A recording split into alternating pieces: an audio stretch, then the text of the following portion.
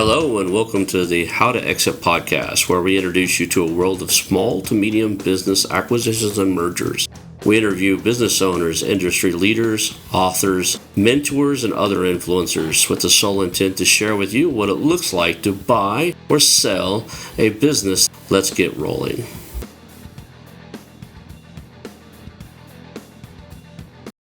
And now a moment for our sponsors. I want to highly recommend you get Acquisition Aficionado magazine. Every month, Acquisition Aficionado magazine brings you tactics for business buying and selling you won't find anywhere else. Learn firsthand from industry leaders who share their success stories, featuring in-depth interviews and stories from leading figures in the business acquisition industry. This multi-platform mobile magazine speaks to acquisition entrepreneurs wherever they are in the journey. And I want you to visit acquisitionaficionado.com today. Hello and welcome to the How to Exit podcast. Today I'm here with David Lynch and we're going to talk everything about growing. David started a business from scratch, from his house even, and grew it up and then sold it to private equity. That's one of the things we're going to chat about. And then you're actively pursuing acquisitions now. I want to thank you for being here today, David, and tell us who you are and where you're from. Yeah, no, thanks for the invite, Ronald. So yeah, David Lynch from the UK, the Northeast. So sort of not quite Scotland, but quite far up the UK. So yeah, living here, family, 2 boys, and yeah, looking forward to chatting. Cool. So you started a business in the healthcare sector. Let's start with that. You said you started it from a spare room, or it's like kind of in the US, we always like, yeah, they started in their garage. You literally started in a spare room. So talk about what that was, and then we'll work our way up through how you exited it. Yeah, so as I say, it was kind of a bedroom startup. It was in, as you say, it was in the healthcare sector, and it was all around mobility, stroke disability product. In particular, we focused on the handling of people. So we had hoists and slings and all different types of sort of apparatus to help get people from A to B, generally people that couldn't wait there. So we started out as a reseller. We were buying products and selling products. We moved into the servicing and the repair and the installation of the product, and then sort of moved into manufacturing. We sort of grew the business through our own products as well as other people's products. And yeah, we also did a bit of e-commerce, bit of private sale stuff in the end. But yeah, it felt like a long journey. It was actually only 11 years. And when I started the business, I was 29, and I set myself a target of selling and getting out of the business by the time I was 40. And I achieved that. Well, I missed out by 1 month. But yeah, I was due to sell. I was still 40. I was like, come on, we've got to get this deal done. But it dropped into October, which then made me 41. And yeah, and that's actually why my new company and my new investment group's called 41 Kong, because I just turned 41. Interesting. So it was medical, like you said, devices and stuff that help people, like slings, and help people move around. I've reviewed a few of those. Actually, there was a gentleman in my, like, probably 1 or 2 weeks after I took the first mentoring course. You and I have taken some of the same mentoring courses. So I took the same one you took. It's always okay to hear. We both have done the Harbor Club. I've done Roland Frazier's. I've done other programs. But we done that. I was trying to, the reason I did that program, by the way, is I acquired something and I did it really wrong. I was like, I better go find somebody that knows what they're doing and do the next one right. But one of the cool things I got to review was somebody referred us a guy who owned a medical devices and supplies company. And like you did, disability assistance type of things, slings and people, things to help people move around. All they did was supply a different niche. They supplied fire rescue, ambulances and fire trucks and stuff with the materials and stuff they needed. So everything from like defibrillators that they have to have, like when defibrillators change from one model to another and they're supposed to get the updates or whatever, they carried those all the way down to the bandages and stuff like that. Everything other than prescription medicines. Did you you built this to a goal at 40 years old that you wanted to sell. Was it ready to sell, or was it were you there's a difference between a business being ready to sell, like, it's at its where I can take it to, right? It's ready to sell, versus I made a goal to be done by the time I'm 40, I'm ready to sell. So, where do you think you were Yeah. on that spectrum of the business being ready or you were just ready? Yeah, no, I mean, yeah, so I started to plan about 3 years before, Perfect. and when I sold, I got out and I left on day 1. Mhm. So, like, I remember being down at the solicitors on a Friday, and I never went back, and I think that's because I put the right things in place at the right time. Your management structure was good, systems and processes were good, and the business just didn't rely on me. I'd set all of the contracts up with the NHS and other local authorities. So yeah, to answer your question, I would say I planned things, and it probably took us about 3 years to put things in place to allow me not to be needed anymore. Let's go back to the beginning. You started this in your house, right? What were the early days like? What were some of your catalysts to growth? Was it just grit, or did you have some breakthroughs in ways to grow the company? Did you do any acquisitions along the way, or did you just did any aha moments that really, like, propelled the growth of the company and got you out of your house and into something more substantial? Yeah, well, it was all organic growth, and that's the interesting thing. We can maybe talk about that a bit later, because I didn't know anything about mergers or acquisitions or anything. So no, I think it was we did well. Where we really grew was the contract. We won a contract fairly early, probably above where we should have, and that was the catalyst to then grow more.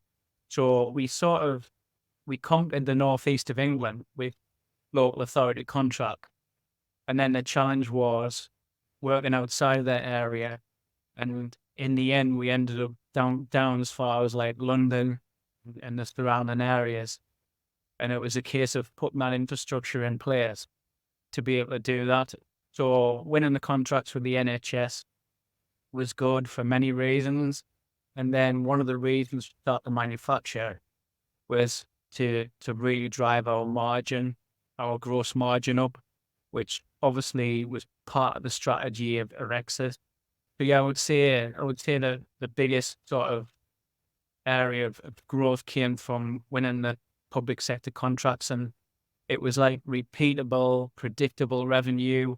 We the contracts were often 3 years plus one, so 5 years altogether.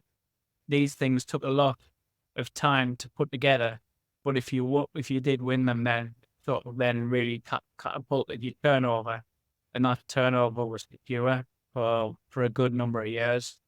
So, for our US listeners, when they say turnover, they're referring to their revenue, right? So in the US, turnover is usually like when we're losing employees, like the turnover is like your staff. If you've got a 3% staff, you're losing 3 if you got a 3% turnover, you're losing 3 staff per 100. In the UK, that's a phrase that's used for what we refer to as, our revenue, I guess, would be the easiest way to explain it, so, cool. We interview people from all around the world, and everybody does just things just a slightly different there. I like, that it was organic. I like that when you went after the bigger contracts, right? That's something a lot of people need to hear. Don't be afraid to try to get one. The worst thing can happen to you is you get it, and now you have to figure out how to live up to it. We do this a lot with some of the guys on the show. They go out and they're trying to buy a company, they bought a company, and then they bought it, and it's like, oh my god, now what, right? It's the dog that chases the car finally catches the car. What are you going to do? So you landed the big contract, you guys grew, you kinda knew in the back of the head, sound like you kinda knew from the start, like, "Okay, this is a 10-year plan." There's something to be said about having that vision and engineering a company from day one, knowing this isn't the thing I'm doing the rest of my life. This is something I'm gonna build, grow, and eventually sell. I think that sets you up for a win. It really did. A lot of people work theirself into burnout and then realize it's time to exit, and then they get the rude awakening that there's a 3-year process, 2 to 3 years of working the systems and processes in, making themselves not a key person inside of the company, making sure they're not trying to Here in the US, we do everything we can to minimize our tax impact. A lot of times that means you look like you're making less revenue than you really are just because you're taking every deduction you can. Well, that impacts the sell too. So having that vision, it's that built to sell mentality is brilliant. And I think every company should do it. Like everything I ever touch from this point forward will be built to sell, Yeah. even if I want to hold on to it to the rest of my life, just because a company built to sell is actually going to run better, right, than just about anything else. Yeah. I think the interesting thing is really I'd never been in a business before. I'd never had a business. Mhm. So I was learning on the job. I'd never interviewed a member of staff. I'd never even bought like stock or anything like that. So, don't get us wrong, there was a lot of mistakes along the way, but I think just having that attitude, that can do attitude, and I think just getting started on stuff and not being afraid.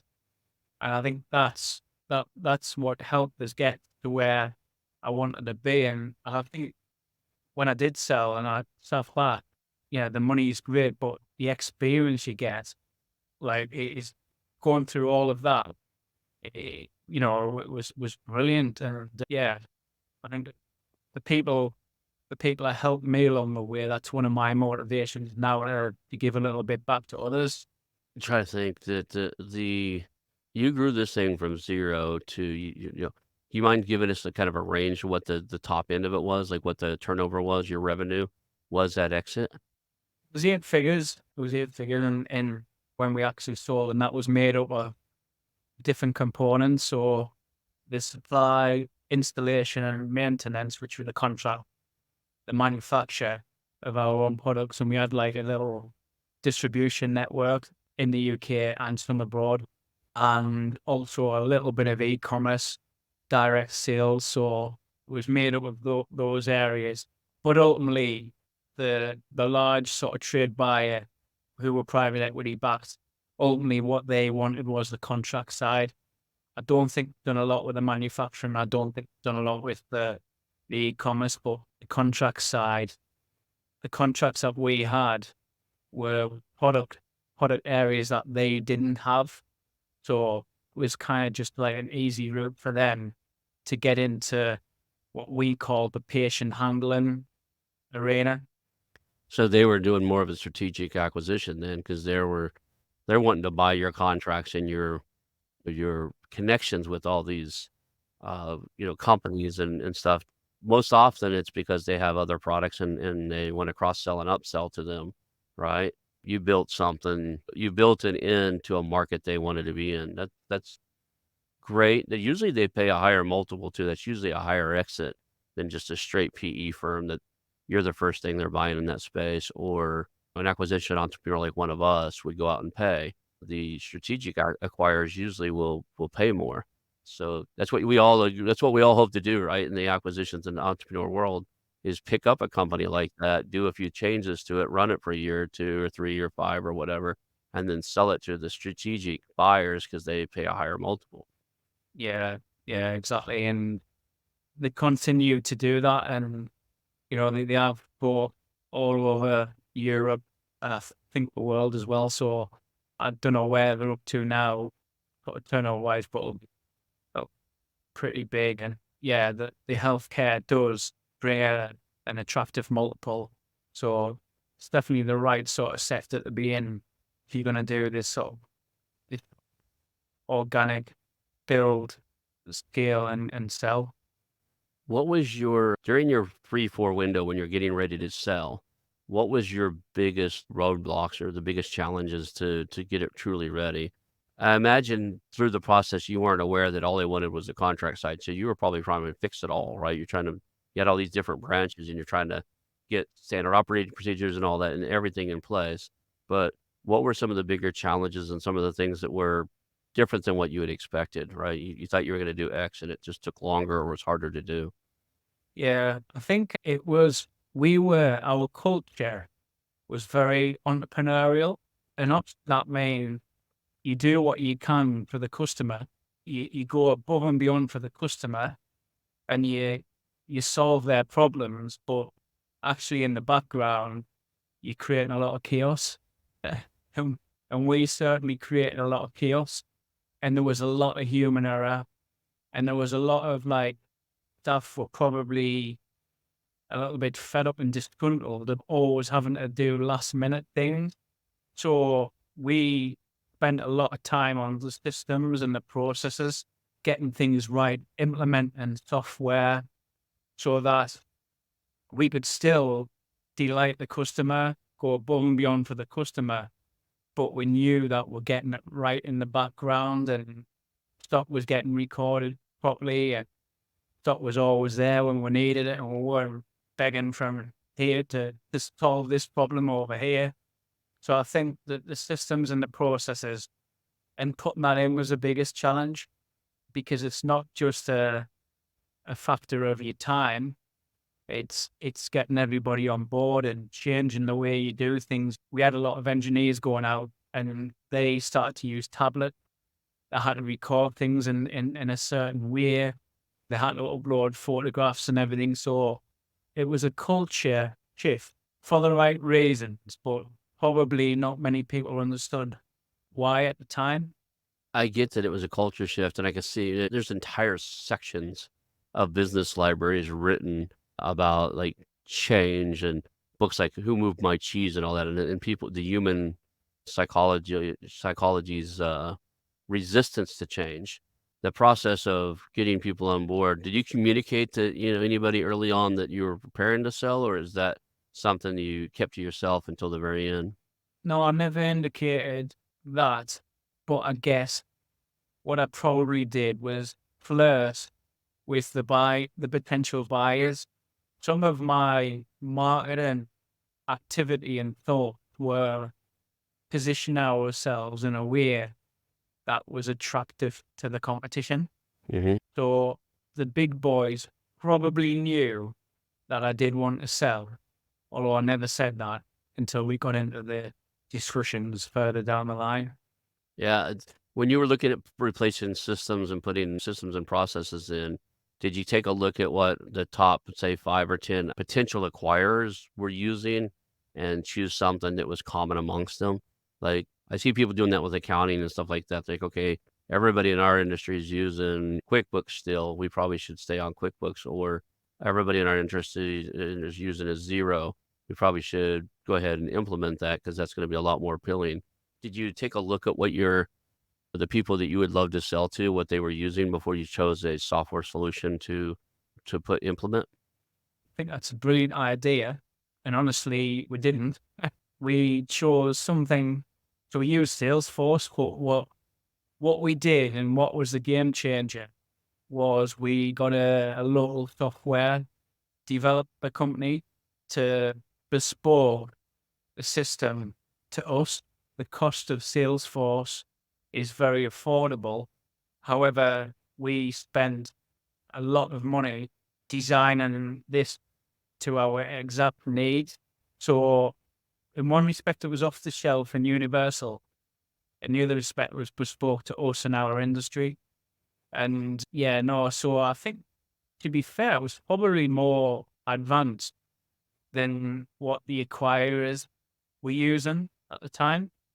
And I think they've integrated some of that since. But yeah, it's doing the bespoke route was risky and quite costly, but it was the right move. And it wasn't me that drove this. It was our finance and ops director.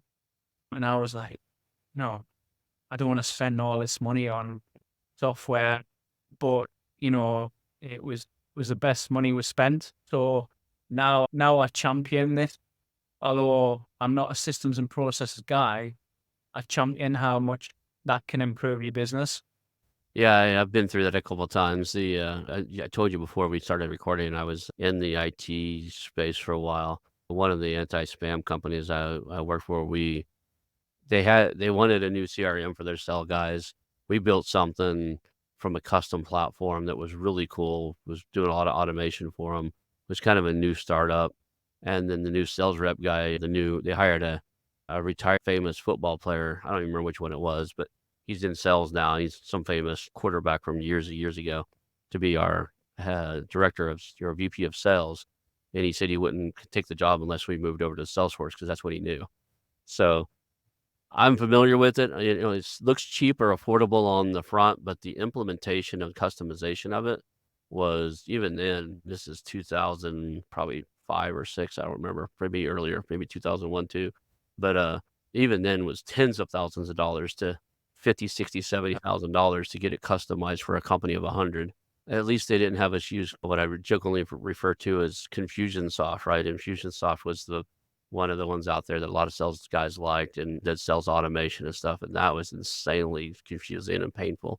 I've implemented that one too. So you got your systems updated, you got people doing that. How long did the people you said it was a culture shift and a resistance to change. Was it months or was it, like a half a year? What did I'm trying to get the vision in my own head to when we do these. What is the adoption rate? How long do people take to get comfortable doing something new? Yeah, I think from coming up with what we wanted to do to implement and to people being comfortable, probably a couple of years, if I'm honest. Yeah, I suppose that the implementation bit was probably the hardest. Just everybody being used to doing things a certain way and a standard way. So yeah, it's a long process, a painful process, but worth it in the end, like a lot of things. So, now you've got it in there. I was surprised to say it was a couple years, but I could see that people they say they're using it, and you find people who aren't, and there's still people trying to do things on paper and that type of stuff. But we've got this thing implemented. Did you see efficiencies after switching over to the system? Did it make things? They always sell you when you buy Salesforce or you buy some type of inventory tracking software stuff. They sell you on how much money you're going to save in the long run because you're going to be more efficient. Did you get a chance to witness the efficiencies, or what did you sell before that ever happened, or what did that look like? Yeah, absolutely. Well, one of the biggest thing it done, which I didn't think it would, was it helped us grow our margin. And I think that's where it went from like 48% gross margin to about 61%. And that was because the system allowed us to measure everything that we did, quotes that went out, everything really measured. So the dashboards that we implemented were constantly looking at how many quotes would won, the margin was running through the quote, and it played a big part in helping us transform our margin because it sort of the KPIs, the reports, the dashboards, yeah, it sort of really transformed that side, which I wasn't quite expecting, and it's sort of like I don't know whether you run a sales team before, but a lot of the time salespeople want to do their own thing, and it sort of helped make them a bit more accountable. And everything was there. We had the live dashboards up in the office of how many quotes each person had done, how many calls they'd made, how many visits and meetings that they had, and it was just all live data, and it was great to see. I once got to see a company who took that live dashboard and they made a game out of it, right? And they put screens. They had about 200 employees. They put screens up throughout their floor, like where people were working, and the top performers would show up on the screens. It was rotating screens, so you see who's at the top of the leaderboard. And then every once in a while, they did management by shaming some people too, because every once in a while, I'll show you the bottom of the leaderboard. Like these are the people doing the fewest calls. These are the people doing the least amount, and like their border for their when they were on the screen, the border was all red, and then when the guys that were leading the leaderboard, their border was green. And I thought, I don't know. I had to pull him aside because I know the guy that owns it. It's like, is that really working? He'll go, yeah, peer pressure really works because it's a team environment. Everybody's like, come on, buddy, come on. You want to be off but somebody always has to be the bottom, right? So this company, if you think about it, you got 50 people on the floor doing the same, type of task. And somebody's always going to be the bottom five, even if they're just rock stars compared to every other company on the planet. So, it's a tough environment, I think, but I'm a big fan of anything that's measured can be improved. So having those dashboards and having that one of the things some of the tools are starting to do is you can do competitive analysis too, right? You said something that caught my greedy American capitalist pig, radar, and that their profit margin, your gross profit margins went from 40 to 60%. That is insane for most companies, right? I'm in pest control after 2.5 years of one of my family members, my cousin, saying, I should get into it, I should get into it. And I kept telling him no.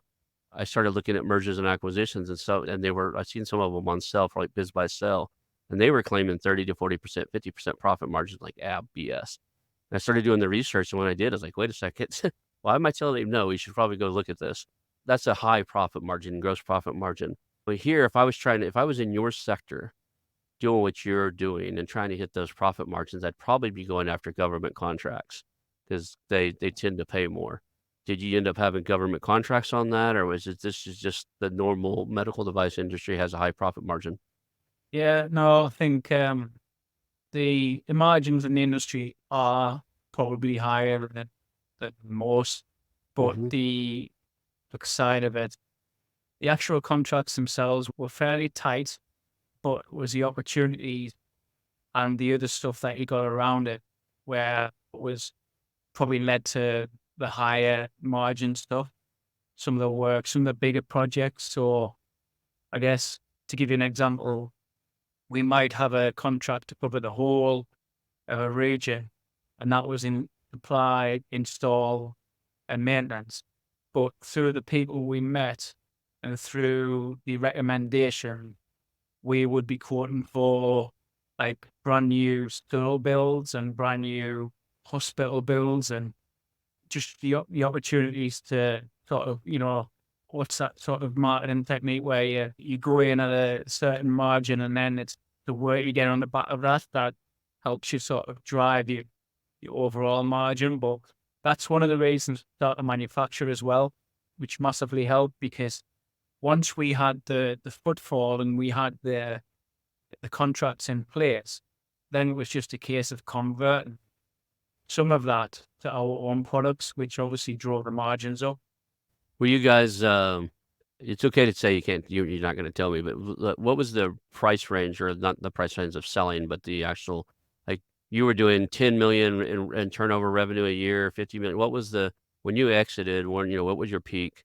Did you guys? Because if you're into installation and you're into manufacturing and stuff like that, I'm drawing a bigger and bigger picture in my head of how big this thing was in the 11 years you ran it. So, kinda you don't can you give Yeah, us a ballpark? Does that make you uncomfortable? huge. You talking sort of 15 mark. It wasn't like huge because we already started manufacturing, I would say three, maybe 3 years, 4 years before the exit. So we weren't an established manufacturer or anything like that. Um, and it was mainly the supply, installation, service, repair side of it, which was like the big area. But yeah, and I think the interesting thing is, and again, something we might come on to, but because that was all organic growth from a guy that started from his bedroom with few rounds of debt funding, but no sort of big equity sort of release or anything like that. It was all the organic growth that I didn't even know how to do it. I was figuring it out. So the exciting bit for me is now I know how to do the organic growth and I now understand more about mergers and acquisitions, where at the time I thought that was just for the people on TV. That's where the real opportunity is for me now, moving forward, because if I can combine that organic growth with the strategic growth and fast track what we did organically because of what I know now, I think that's where the exciting sort of opportunity lies. It's interesting. I think there's a unique inside of what you were doing, there's a unique moat, what we refer to as a moat, a barrier to entry, especially on the installation. One of my I don't think I told you this before the show, but one of the last businesses I had was a real estate investment firm. So we would remodel houses and buy houses and mostly residential. And we actually had one of the houses I sold on my own. I sold to somebody who was in a wheelchair, and they asked me before we finished remodeling the house if we could do certain things to it. And I had no idea that, like, they needed a lift to get in and out of the big tub. There's a big jacuzzi tub there, and there needed to be a special lift. bolted to the foundation to help them getting out. Right, so I try to buy the thing and have my handyman, my guy install it, and they said, "Oh, no, you can't do that." Right? The manufacturer requires a certified installer to install it because of the health and danger risk of it, and it was expensive. Like, now the guy was paying me. It wasn't my wallet. The guy, he bought the house and he needed it done a certain way, so he was paying for this, but I was trying to save him some money because, like, my guy's good, the guy I had, you can put a handrail in your shower, you can put a lift, into the concrete foundation. We bolt things to the foundation all the time, and it just that was not allowed. So, there's a Yeah. barrier to entry in that some of these devices, they require it to be installed because of liability reasons by somebody who's been trained by them. Yeah, exactly. That's, I mean, these are class one medical devices, and if you install a hoist on someone's ceiling and the hoist comes down, then someone's likely to die. So yeah, it has to be done. And you're Yeah, right, there's a barrier entry there, but there's a challenge around the skills and getting the right people and enough people to be able to do this type of work. But yeah, the average sort of transaction of each deal was fairly high. As you mentioned there, I mean, like a swimming pool hoist, you're probably talking 6,000-7,000 English pounds. Like a full hoist coverage system that maybe goes from bedroom through your bathroom through another room. Maybe you're talking maybe 10,000 pounds, English pounds. So the transaction value was high, but it was a very skilled job. And we were lucky, just as our competitors were, to employ some really good skilled people that were really good at the job. yeah. And we were providing a life changing solution for people, because if they didn't have this, they couldn't get out of bed. So, it was changing people's lives as well. Yeah, it was interesting because I toured the house right before we closed on it because I wanted to see what all they did. They put a hoist in his above his bed to help him get in and out of the bed into his chair. They ripped the bathroom. We just finished totally out on one of the bathrooms, his master bedroom. It was a walk-in shower, but it had a ledge. They ripped it out of there and made it to where you could just wheel the wheelchair right into the shower, and there was a lift there to move him out of his wheelchair. But if you wanted to, he could have just wheeled right in. There's no longer a ledge. So they changed the structure of the floor mostly in the shower, and then for the that one that bathroom was huge, a walk-in shower and a big jacuzzi type bathtub with jets. They mounted the lift. It was like a swimming pool lift, is exactly what it reminded me of, to get him in and out of the jacuzzi swimming pool.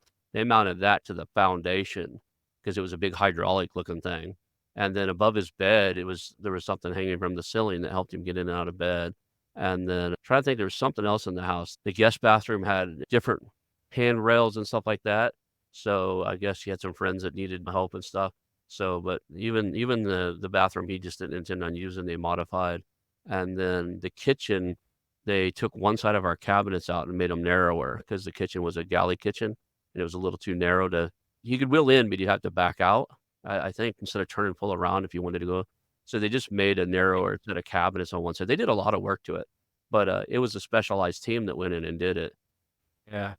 The huge growth sector, I mean, we're trying to keep people out of hospitals and trying to keep people in their own homes. Within that sort of home care arena, you've got your access, as you say, your stair lifts and your through the floor lifts. You've got pressure care, your beds and your specialist mattresses. You've got your patient handling, which is your hoist and your slings and that sort of thing. You've got environmental controls, so somebody can operate the front door and all sorts, from depending on how easily they can communicate. There's a lot of materials and equipment around that, so it is a big and it's a growing sector, and but it's a fulfilling sector as well and an enjoyable one. So yeah, it's something that I've been out of the industry for 3 years now. So yeah, it definitely brings fond memories. Awesome. Let's talk about, okay, you've now exited, you learned about mergers and acquisitions. It sounded like you took a little time off in between there. You're trying to probably figure out what you wanna do next. A lot of times, you've been doing something day in and day out, 40, 50, 60, 70 hours a week as an entrepreneur for 11 years. there's a rude awakening when you wake up the next day. What was it like, the day or 2 after your sale where, like, "I don't have to go to work and there's nothing for me to do." When did it sink in that you better find something else to do, you're bored? Yeah. Well, it was a brilliant feeling. The only challenge or downside was it was COVID. We couldn't really go at the time. We couldn't really go very far, but I think it worked in my favor because it just really helped me switch off, down tools, relax, and it wasn't a case of then flying all over the world and doing a super duper trip or holiday or vacation, I should say.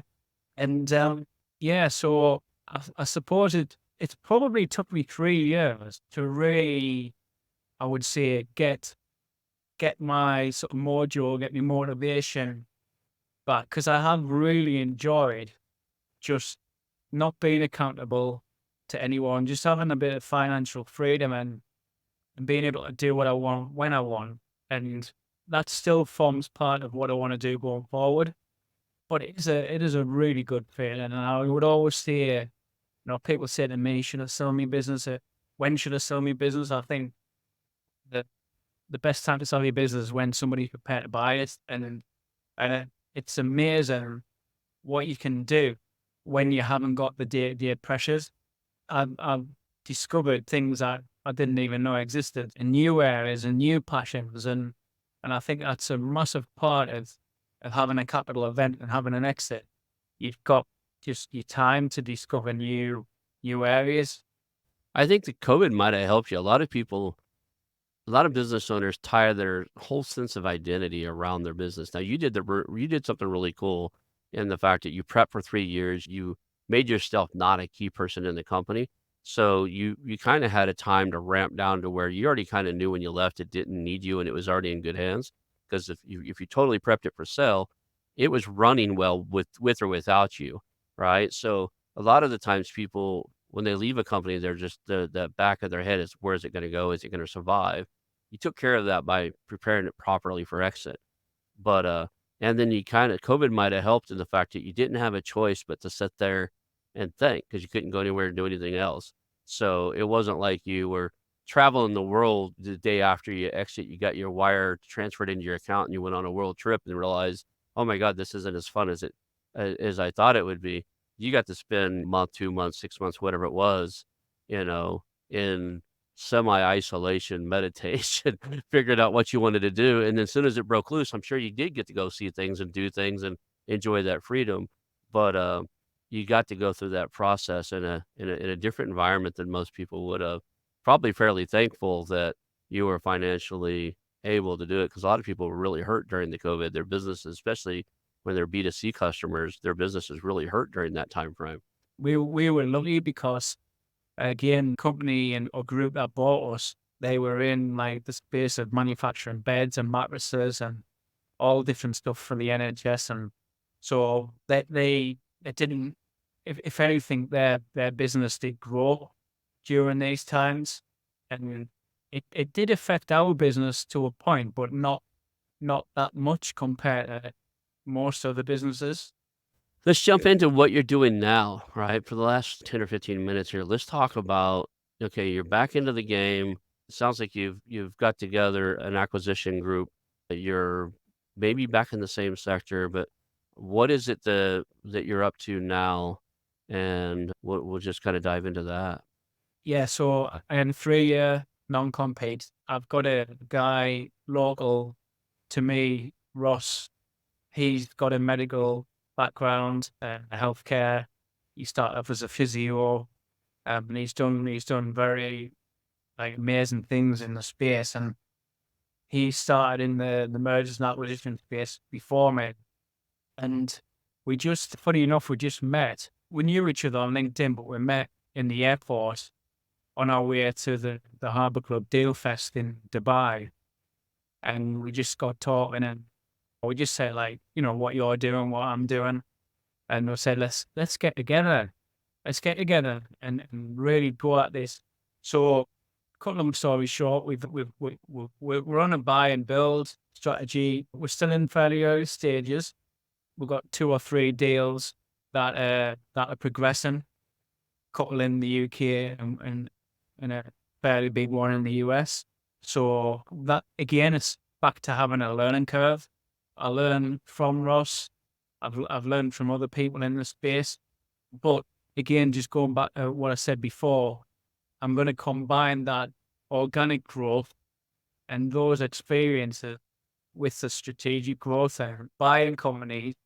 We can make them better with my knowledge and Russ's knowledge. We can make each company better and bigger, and then we can keep bolting businesses in to the group. And the plan is a sort of a 5-year-ish sort of plan, which would take me up to around about 50. So I just like me round numbers, but there's the healthcare side is kind of what I know and what I've lived and breathed previously. And then there's another area which is like facilities management, trades or electrical, mechanical, and part of that facility services is commercial cleaning. And I've recently just done a deal with a company where I've acquired a stake in that company, UK based, and we're going to do a buy and build in that space as well. So the plan is, high level plan is to grow in healthcare and facilities management, which will include some commercial cleaning, electrical, etc. Build them both. There might be a third one as well, because I've got an interesting one that's bubbling under the surface, but at least two, if not three, groups of companies that I will get exits from in around about 5 years' time.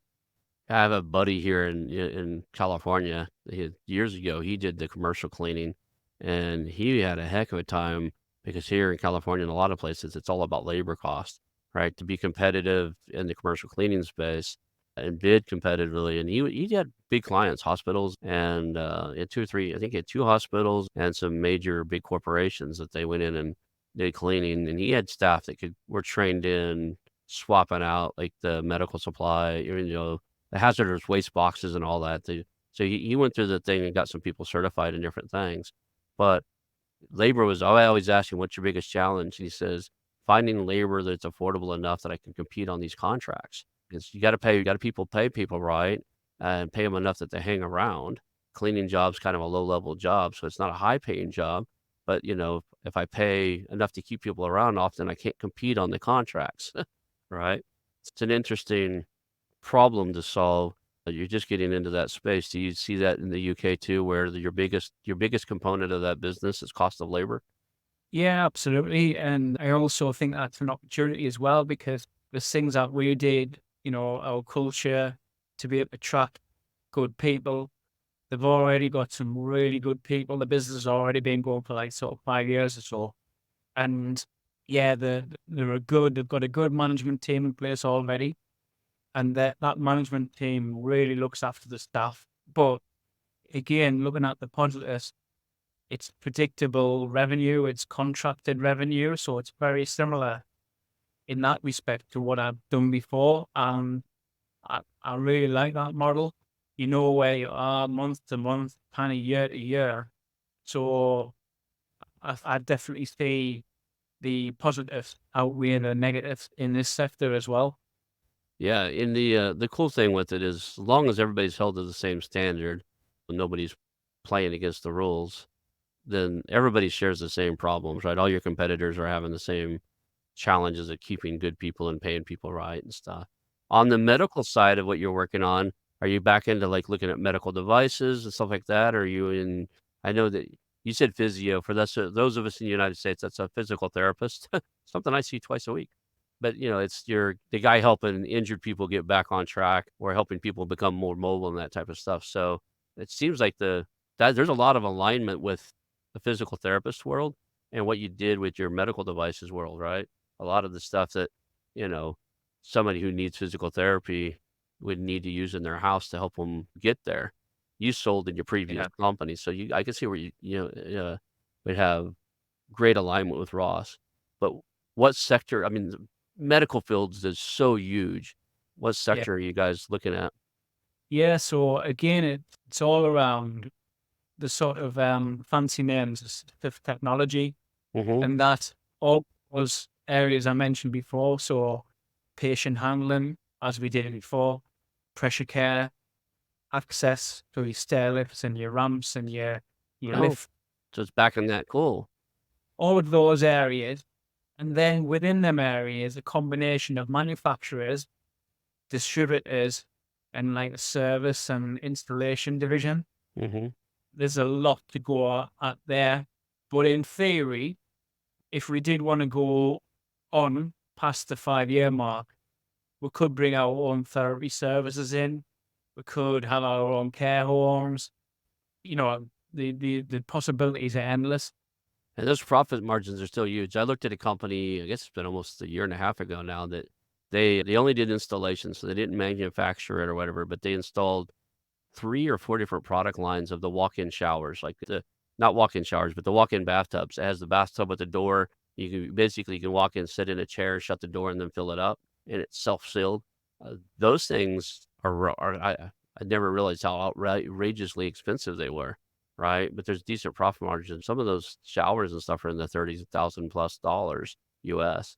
But that company was doing really, really well. Fortunately, the owner had 3 owners, 2 of them wanted to sell, and the 3rd one kept trying to convince the other 2 he was gonna buy it from them, and I don't usually get involved when if there's 2, I'll consider it, when the 3rd person comes in, I'm kinda out just because it's just so hard to get 3 people to align on everything, and I should circle back around and see what happened, but, he kept thinking he was gonna raise the money to buy the other 2 people out himself. I didn't realize that I seen the profit margins in that particular one, but it didn't click that most medical devices, or at least a lot of them, have ranges like that. It's a very, lucrative space to be in. Yeah, yeah. And I think it needs to be really because you're not manufacturing in big numbers. You're manufacturing widgets or, you and a lot of the products have to be designed in a way that allows an element of bespokeness. Because, you've got, you're dealing with people, you're dealing with many different disabilities, dealing with many different sort of shapes and sizes of people. So the products need to be adaptable and they need to be built with that ability to the individual and the person. So the kind of the if we were just walking sticks or very basic products, yeah, but the bigger margin stuff is the stuff that's more complicated.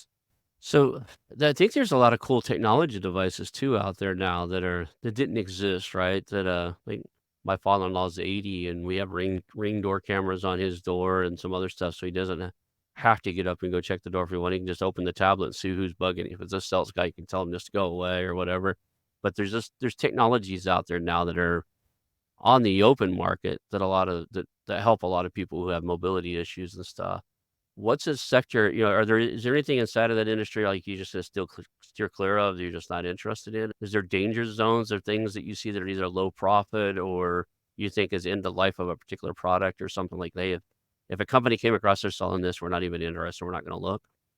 No, I mean, I think we would look at everything.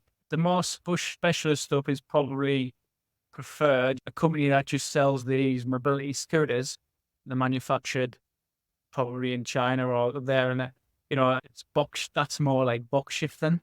And I've been brought up in the more specialist field where you need there's an element of advisory from your company as well, and helping the therapist, the physiotherapist, and the occupational therapist, helping them solve problems for their users, their service users.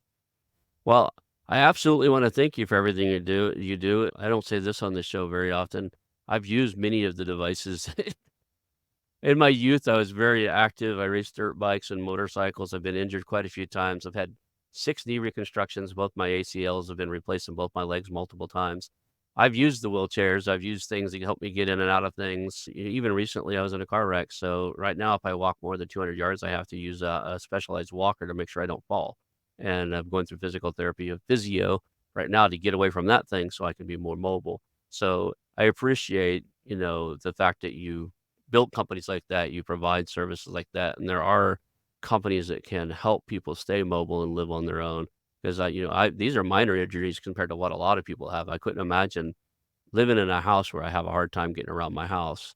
So appreciate that, the companies are out there doing what they're doing. And now you get a chance to look at it from a different point of view, from the acquisition entrepreneurs viewers point of view.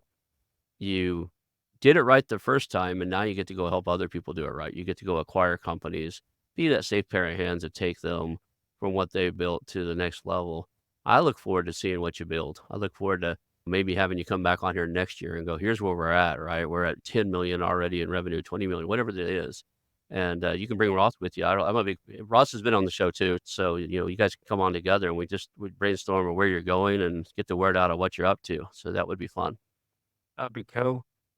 Thank you for being here today. If anybody wants to sell David and his crew a medical device company or a cleaning company, how do you want them to reach out to you? What's the best way to contact you?